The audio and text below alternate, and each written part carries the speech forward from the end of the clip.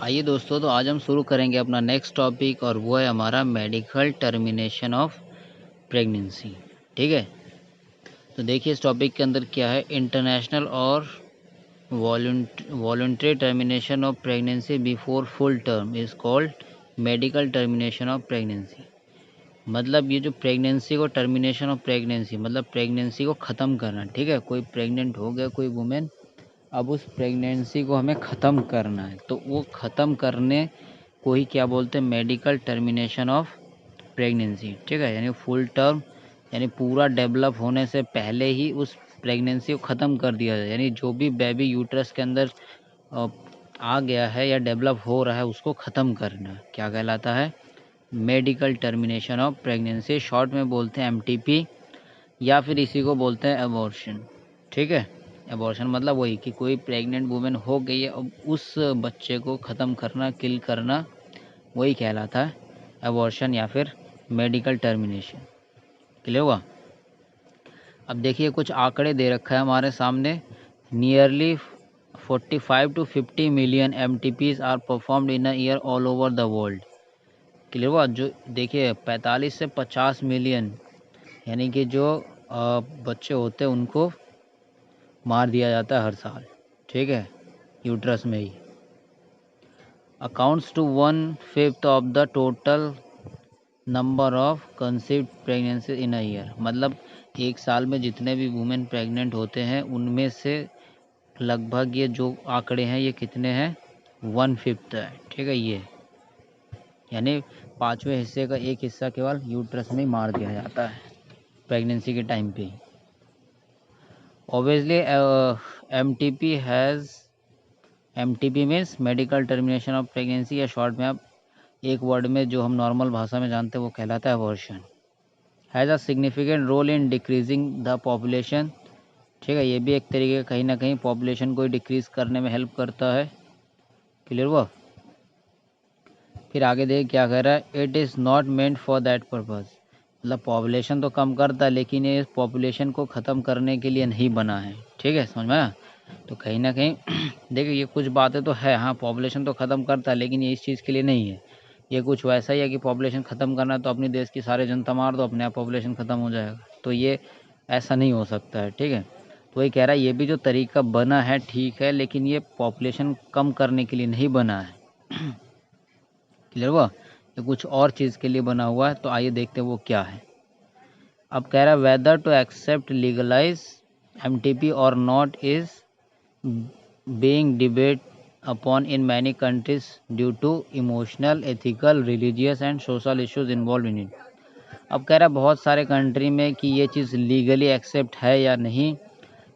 इसमें कई सारे मतलब बहसबाजी चलती रहती है, क्योंकि उनका कुछ ना कुछ देखिए इमोशनल, क्योंकि सोचिए किसी यूट्रस में एक बेबी जन्म मतलब वो तैयार हो रहा है, अब उसको मार देना तो कहीं ना कहीं एक इमोशनल तो है ही। फिर इसके अंदर एथिक्स, रिलीजियस, फिर सोशल इश्यूज़, कई सारे फैक्टर आ जाता है। तो इसलिए कई सारे कंट्री में ये बैन भी है लेकिन कुछ कंट्री में ये बैन नहीं। तो ऐसे देखिए Government of India legalised MTP in 1971 कि जो इंडिया की गवर्नमेंट है वो 1971 में इसको लीगलाइज कर दिया, मतलब एबॉर्शन कराना लीगल है। ठीक है, लेकिन इसके पीछे कुछ कंडीशन है, स्ट्रिक्ट कंडीशन की, मतलब अगर अबॉर्शन कराना है तो इसके पीछे कुछ कंडीशन है। अब वो कंडीशन किस लिए है, ताकि इसके मिसयूज़ जो होते हैं वो मिसयूज़ ना हो सके। क्लियर वो। अब वो रेस्ट्रिक्शन देखिए क्या है। Such restrictions are all the more important to check indiscriminate and illegal female foeticide. Female foeticide मतलब जो फीमेल बच्चे को मार दिया जाता है। यानी कोई लड़की अगर यूट्रस में यानी गर्भ में जन्म ले रही है या फिर है गर्भ में, तो उसको मार दिया जाता है फीमेल को, खास करके फीमेल को, क्योंकि हर बच्चे आप देखते हैं कि हर पेरेंट्स को लड़का ही चाहिए। ठीक है, तो इसीलिए कह रहा है कि ये जो तरीका है इसमें कहीं फीमेल बच्चे को तो नहीं मारा जा रहा है, कि मतलब जो भी ये एमटीपी यानी अबॉर्शन कराया जा रहा है कहीं ऐसा तो नहीं कि फ़ीमेल को मारने के लिए कराया जा रहा है। अगर ऐसा है तो ये फिर इलीगल है। क्लियर हुआ। तो ये देखिए लिखा हुआ फीमेल फर्टिसाइड मतलब फीमेल बच्चे को मारना है। Which are reported to be high in India. और भारत में इस चीज़ को बहुत ज़्यादा देखा गया है कि फीमेल बच्चे को मार दिया जाता है। क्लियर हुआ? तो ये देख रहे हो which are reported to be high in India, और इंडिया में ये चीज़ ज़्यादा देखा गया है। अब कह रहा वाई एम टी पी किस लिए है फिर, तो वो देखिए किस लिए है, आगे देखते हैं। Obviously the answer is to get rid of unwanted pregnancies. अब ये किस लिए होता है, ताकि जो अनवांटेड प्रेगनेंसी यानी बिना चाहे जो प्रेग्नेंट हो गई है वुमेन, उसको ख़त्म किया जाए या उसको रोका जाए।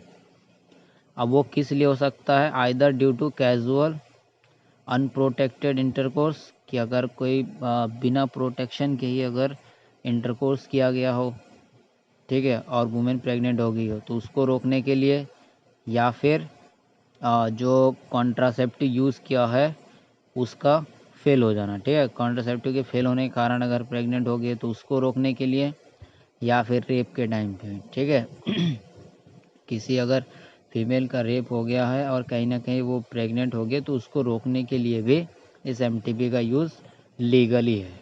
क्लियर? वो लीगल है, लेकिन अगर सोचो किसी फीमेल को मारने के लिए अगर किया जा रहा है तो वो इलीगल है। क्लियर है? MTPs are also essential in certain cases where continuation of the pregnancy could be harmful। अब कह रहा है ये वहाँ पे भी यूज़ किया जाता है, जैसे कई फीमेल में ऐसा होता है कंटिन्यूस प्रेगनेंसी अगर है वो वुमेन, तो कहीं ना कहीं उसके हेल्थ के लिए प्रॉब्लम हो सकता है, ठीक है, कई वुमेन में हो जाता है, तो उसको रोकने के लिए भी एबॉर्शन कराया जाता है। और even fatal either to mother or to the foetus or both. तो ये हार्मफुल किसके किसके लिए हो सकता है, कि वो जो फेटल यानी बच्चे के लिए, या माँ के लिए, या माँ या और बच्चे दोनों के लिए अगर प्रेगनेंसी खतरे में है, या क्यों कह सकते हैं खतरनाक है, तो उस टाइम पे भी अबॉर्शन कराया जाता है। क्लियर हुआ? तो ये सारी चीज़ें बातें क्या है, ये इलीगल में आता, लीगल में आता है। आगे देखिए, MTPs are considered relatively safe during the first trimester. और ये जो MTP है नहीं, अबॉर्शन अगर फर्स्ट टाइमेस्टर यानी कि जो 12 वीक मतलब प्रेगनेंसी के जस्ट 12 वीक के अंदर अगर कराया जाए तो ये अच्छा है, मतलब कोई ख़तरा नहीं है, क्योंकि उस टाइम तक जो फीमेल के अंदर जो बेबी डेवलप होता है वो ढंग से डेवलप नहीं हो पाता है। क्लियर हुआ? यानी कहीं ना कहीं ये अप्रॉक्सीमेट 3 मंथ, ठीक है, 3 मंथ से पहले अगर हो जाता है अबॉर्शन तो सही है। फिर उसके बाद आता है second trimester, abortions are much more riskier, और उसके बाद क्या हो जाता है, रिस्क हो जाता है। ठीक है, one disturbing trend observed is that a majority of MTPs are performed illegally by unqualified quacks. तो कह रहा है कई बार ये भी देखा गया कि ये जो अबॉर्शन है कई अनक्वालिफाइड लोग भी करते हैं, which are not only unsafe, कि वो केवल अनसेफ ही नहीं है, असुरक्षित ही नहीं है, और उसकी वजह से क्या होता है, could be fatal too. Clear हुआ? कि केवल अनसेफ ही नहीं है, ये खतरनाक भी है, कि कोई अनक्वालिफाइड लोगों से अगर अबॉर्शन करवा रहे हैं तो। Another dangerous trend is to misuse of amniocentesis. और ये एमिनो सिंथेसिस क्या है, कि जो सेक्स का डिटर्मिनेशन होता है अनबॉर्न चाइल्ड का, यानी कि वो फीमेल है या मेल है, ठीक है, अगर मेल या फीमेल पता चल जाता है उसके बाद फिर अबॉर्शन करा लिया जाता है, तो ये भी क्या है, डेंजरस ट्रेंड है, ये भी बहुत खतरनाक ट्रेंड है। ठीक है, देखिए एमिनो सिंथेसिस क्या है, एक वो प्रोसेस है जिसमें कि कोई जो बच्चा जन्म नहीं लिया है उसके यूट्रस के अंदर ही उसका सेक्स पता कर लिया जाता है कि वो मेल है या फिर फीमेल है, तो ये चीज़ें भी गलत है। क्लियर हुआ? तो ये भी काफ़ी खतरनाक ट्रेंड पे चल रहा है। Frequently if the fetus is found to be female it is followed by MTP। Clear हुआ? कि अगर पता चल जाए कि फीमेल है तो फिर एबॉर्शन होना तो तय है। This is totally against what is legal, और ये लीगल जो भी लीगल है उस लीगल के ये अगेंस्ट है, यानी ये काम इलीगल है। क्लियर हुआ? और उसके बाद देखिए क्या कह रहा है, such practice should be avoid because these are dangerous both for young mother and foetus. और इस चीज़ को अवॉइड करना या रोकना ज़रूरी है, क्योंकि ये जो यंग मदर है या फिर जो फीटस है दोनों के लिए ये खतरनाक हो सकता है। Effective counselling on the need to avoid unprotected coitus and risk factors involved in illegal abortions, as as well as providing more health care facilities could reverse the mentioned unhealthy trend। Clear है? तो चलिए उसके बाद अब हम deal करेंगे sexually transmitted disease, जिसको short में एसटीडी भी बोलते हैं। तो देखिए सेक्सुअली ट्रांसमिटेड डिजीज़ नाम से क्लियर हो रहा होगा कि जो सेक्स करने से अगर वो डिजीज़ फैलता है तो वो कहलाता है सेक्सुअली ट्रांसमिटेड डिजीज़। और वो डिजीज़ कौन कौन से हैं आइए देखते हैं। डिजीजेस और infection which are transmitted through sexual intercourse are collectively called sexually transmitted disease. Clear हुआ कि कोई अगर इन्फेक्शन है या कोई डिजीज़ हो जाता है तो वो क्या कहलाता है सेक्सुअली ट्रांसमिटेड डिजीज़ और वेनरियल डिजीज़, या फिर इसको क्या बोलते हैं वीडी वेनरियल डिजीज़, या फिर रिप्रोडक्टिव ट्रैक इन्फेक्शन, और रिप्रोडक्टिव ट्रैक इन्फेक्शन भी हो सकता है। अब इसमें देखिए कौन कौन सा है, gonorrhoea, syphilis, genital herpes, chlamydiasis, genital warts, trichomoniasis. उसके बाद hepatitis B and of course the most discussed infection in the recent year, और वो क्या है HIV to AIDS are some of the common STDs. ठीक है, ये सारे हमने जो अभी ऊपर नाम देखे हैं ये सारे क्या है, ये देखिए ये सारे क्या है, ये सारे आपके सेक्सुअली ट्रांसमिटेड डिजीज हैं। क्लियर वो HIV infection is most dangerous and is discussed detail in chapter 8। तो इसको चैप्टर 8 में पढ़ेंगे ढंग से। तो यहाँ पे ये सारी बीमारी आपने देखा है सारे क्या है सेक्सुअली ट्रांसमिटेड डिजीज़ के अंदर आता है, सारे सेक्सुअली इंटरकोर्स के थ्रू ही होता है। सम of these infections like hepatitis B and HIV can also be transmitted by sharing of injection needles। और ये HIV और हेपेटाइटिस बी और सेक्स के थ्रू भी हो सकता है। बाकी ये इन्फेक्शन निडल यानी जो सुई लगाते हैं उस सुई के थ्रू भी हो सकता है, या फिर सर्जिकल इंस्ट्रूमेंट यानी किसी को हो रखा है उसी इंस्ट्रूमेंट से दूसरे का भी सर्जिकल हो रहा है, मतलब उसका भी सर्जरी हो रहा है तो उसके थ्रू भी हो सकता है, मतलब सेक्स के थ्रू भी हो सकता है, फिर इंजेक्शन और सर्जिकल इंस्ट्रूमेंट के थ्रू भी हो सकता है। क्लियर हुआ? विद इन्फेक्टेड पर्सन और ट्रांसफ्यूज़न ऑफ ब्लड यानी कि ब्लड का ट्रांसफॉर्म हो जाए एक में से दूसरे में, और from infected mother to foetus too, और जो इन्फेक्टेड यानी कि जो मदर को हो गया है उस मदर से उसके फिटस में भी जा सकता है। Except for hepatitis B, genital herpes and HIV infections other diseases are completely curable, कि मतलब इसको छोड़ के सारे क्या है क्यूरेबल है इफ़ डिटेक्टेड अर्ली, कि सारी चीज़ अगर पहले पता चल जाए, एंड ट्रीटेड प्रॉपरली, कि पहले पता चल जाए और उसका ट्रीटमेंट अगर ढंग से किया जाए तो ये ठीक हो सकता है। Early symptoms of most of these are minor and include itching, कि इन सारे जो भी बीमारी ऊपर हमने देखा है सेक्सुअली ट्रांसमिटेड डिजीज सबका सबसे पहला जो सिम्टम्स आता है वो आता है ईचिंग यानी खुजली, फ्लूइड डिस्चार्ज यानी क्या फ्लूइड निकलेगा मतलब लिक्विड, और स्लाइट पेन की कुछ दर्द, और स्वेलिंग यानी जो वजाइना है वजाइना में अगर खुजली हो रहा है, फ्लूइड डिस्चार्ज हो रहा है, या फिर पेन हो रहा है या स्वेलिंग हो रहा है, ठीक है, मेल फीमेल दोनों में, तो क्या होता है ये कुछ इन डिजीज़ के सिम्टम्स हैं in the genital region. Clear हुआ?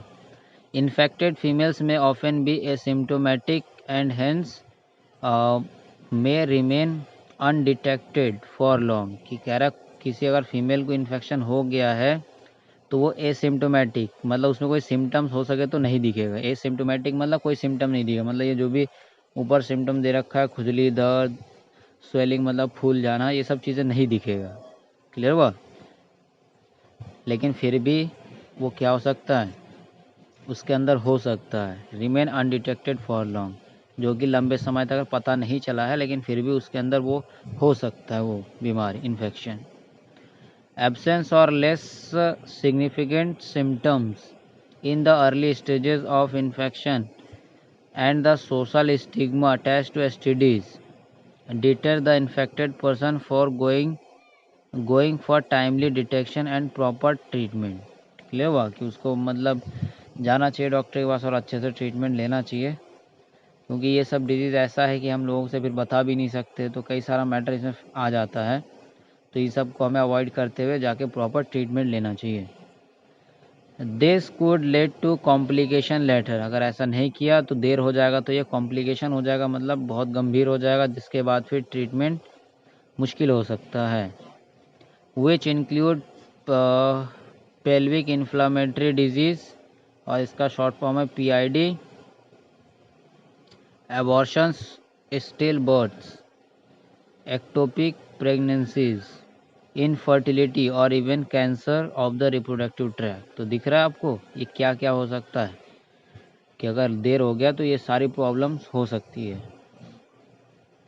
STDs are major threat to a healthy society, therefore prevention और early detection and cure of these diseases are given prime consideration under the reproductive health care programme. ठीक है, तो ये जो भी reproductive health care के programme है, तो इसमें इन सारे बीमारियों को भी इंक्लूड किया गया कि इनका भी ट्रीटमेंट होना ज़रूरी है। क्लियर हुआ, क्योंकि ऐसा बीमारी इसमें लोग शेयर नहीं करना चाहता जल्दी।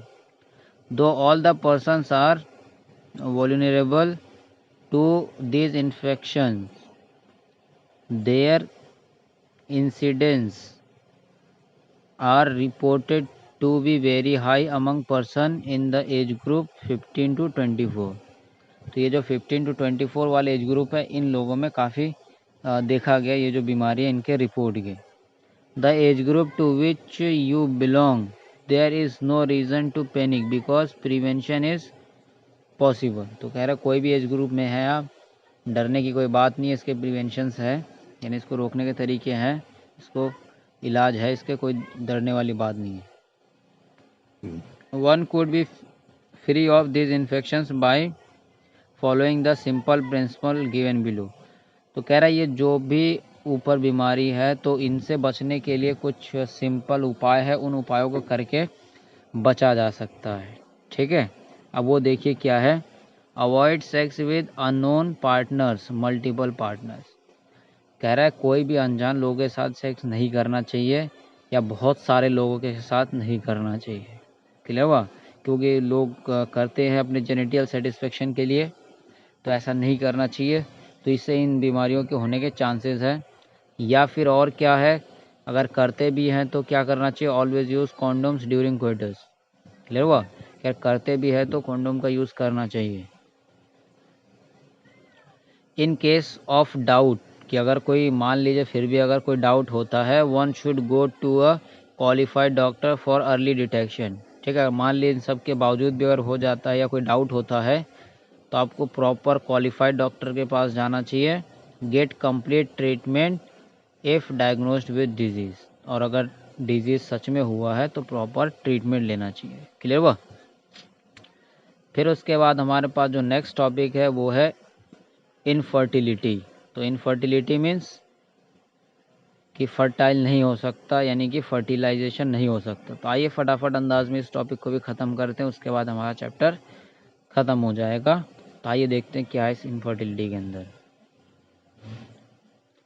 A discussion on reproductive health is incomplete without a mention of infertility. A large number of couple all over the world include India are infertile, कि बहुत सारे ऐसे कपल है, यहाँ तक कि इंडिया में भी, कि जो इनफर्टाइल है, मतलब बच्चों को जन्म वो कपल नहीं दे सकते हैं। That is they are unable to produce children in spite of unprotected sexual cohabitation. These reasons for this could be many: physical, congenital disease, drug, immunological और इवन साइकोलॉजिकल। तो कह रहा है ये इससे कई सारे फैमिली में भी बहुत सारे झगड़े वगड़े होते रहते हैं, यानी कई सारा चीज़ें मैटर करता है। उसका सोशल लाइफ तो ख़राब हो ही जाता है, घर पे भी घर वाले भी सब बुरी नज़र से देखने लगते हैं। Often the female is blamed for the couple being childless. तो कई बार फीमेल को ही ब्लेम करने लगते हैं कि ये ही है, यही औरत ही है, ठीक है, कि ये आई है, इसके बच्चे नहीं हो रहे, ये नहीं हो रहे, वो नहीं हो रहे। लेकिन ऐसा कोई ज़रूरी नहीं है, क्योंकि प्रॉब्लम मेल पार्टनर को भी हो सकता है, ठीक है, कि जो बच्चे नहीं हो रहे तो इसके पीछे कोई रीज़न केवल फीमेल नहीं है, मेल भी हो सकता है। क्लियर हुआ? तो वही देखिए क्या लिखा हुआ है, often the female is blamed for couple being childless, कि जो कपल है वो उनके बच्चे नहीं हो रहे तो उनमें सिर्फ फीमेल को ही ब्लेम किया जाता है। But more often than not the problem lie in the male partner. लेकिन कई बार ऐसा देखा गया कि जो प्रॉब्लम था वो किसमें, मेल पार्टनर में था, ठीक है, क्योंकि मेल में अगर प्रॉपर स्पर्म बनेगा नहीं तब भी फर्टिलाइजेशन नहीं हो पाएगा। कि यहाँ तक कि देखो फर्टिलाइजेशन के लिए तो चाहिए एक ही स्पर्म, लेकिन बहुत सारे स्पर्म क्या करता है वो रास्ता बनाता है, तो इसीलिए जो स्पर्म के नंबर बहुत सारे चाहिए, लेकिन फर्टिलाइजेशन सिर्फ एक ही स्पर्म करता है, लेकिन बहुत सारा क्या करता है, रास्ता बनाता है। क्लियर वो? Specialized healthcare units could help in diagnosis and corrective treatment of some of these disorders and enable these couples to have child। कि कई सारे लोग हैं जो कि इन डिसऑर्डर्स को ख़त्म करने में लगे हुए हैं, और ये जो भी कपल है इनको बच्चे मिल सके उसके पीछे काम कर रहे हैं, ठीक है ना। However, where such corrections are not possible, the couple could be assessed to have child through certain special technique commonly known as assisted reproductive technologies। तो कई सारे कह रहे हैं कि कुछ टेक्नोलॉजी है जिसके ज़रिए कि बच्चे या संतान प्राप्त किया जा सके, उसके लिए है कई सारे टेक्निक। तो आइए देखते हैं उस टेक्निक में कौन कौन सा टेक्निक है। मतलब उस सारे टेक्निक को बोलते हैं असिस्टेड रिप्रोडक्टिव टेक्नोलॉजी, शॉर्ट में आर्ट। अब आर्ट वो ड्राइंग वाला आर्ट नहीं है, यहाँ पे असिस्टेड रिप्रोडक्टिव टेक्नोलॉजी का शॉर्ट फॉर्म है। अब उसमें सबसे पहला है इन विट्रो फर्टिलाइजेशन, ठीक है, इसका शॉर्ट फॉर्म क्या है, IVF, इन विट्रो फर्टिलाइजेशन। और इसमें देखिए क्या होता है, fertilisation outside the body in almost similar condition as that in the body. तो इसमें क्या होता है, जो फर्टिलाइजेशन तो फैलोपियन ट्यूब में होता है वही फर्टिलाइजेशन करवाया जाता है बॉडी के बाहर, लेकिन कंडीशन सारा जैसा बॉडी के अंदर होता है सेम वैसा ही करवाया जाता है, ठीक है। तो इसमें देखिए क्या होता है, फॉलोड बाय एम्ब्रियो ट्रांसफ़र। और इसमें क्या होता है, ET embryo transfer is one of such method. तो ये IVF है जिसमें फर्टिलाइजेशन बाहर होता है और एम्ब्रियो को फिर से ट्रांसफ़र कर दिया जाता है, कि मतलब बॉडी के बाहर एम्ब्रियो डेवलप करा लिया जाता है, फिर उस डेवलप किए हुए एम्ब्रियो को फिर से यूट्रस के अंदर ट्रांसफ़र करा दिया जाता है, ठीक है। तो देखिए इस मेथड में क्या होता है, in this method popularly known as test tube baby programme, कि इस प्रोग्राम को और एक क्या नाम देते हैं, टेस्ट ट्यूब बेबी। तो इसमें देखिए क्या होता है, ओवा फ्रॉम वाइफ या फिर डोनर या फिर फीमेल, कि जो ओवम है वो फीमेल की बॉडी से या यूँ कह लिए वाइफ के बॉडी से या डोनर की बॉडी से, और sperm from the husband, donor या फिर मेल।